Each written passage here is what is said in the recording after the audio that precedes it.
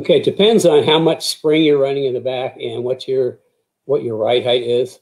The reason that I take them off is that what happens is when the car gets to a certain amount of roll, and if that bump stop makes contact with the frame, no matter what size it is, if it makes contact with the frame, if you got soft springs, it's going to make contact. As soon as it makes contact with the springs, you have no suspension.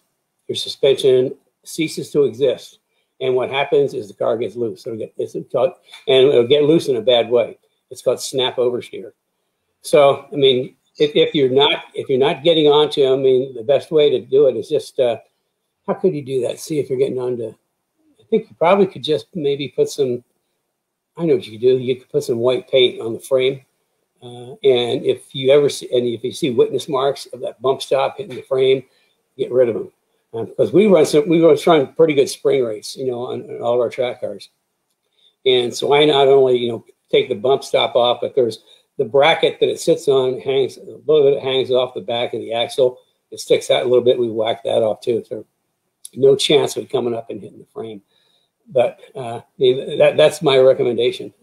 If you're running, yeah, if you hit that bump stop, I mean, you're gone. You get snap oversteer, which is never a good thing. But you can kind of do some, you know, put some paint or something on there to see if it's hitting, and if it is, just get rid of it. And if you're a little unsure about that, you can always get some extra bump rubbers for your shocks. I mean, they're easily accessible. You can buy them just about anywhere, and they would be a softer compression than hitting on the bump stop on the axle.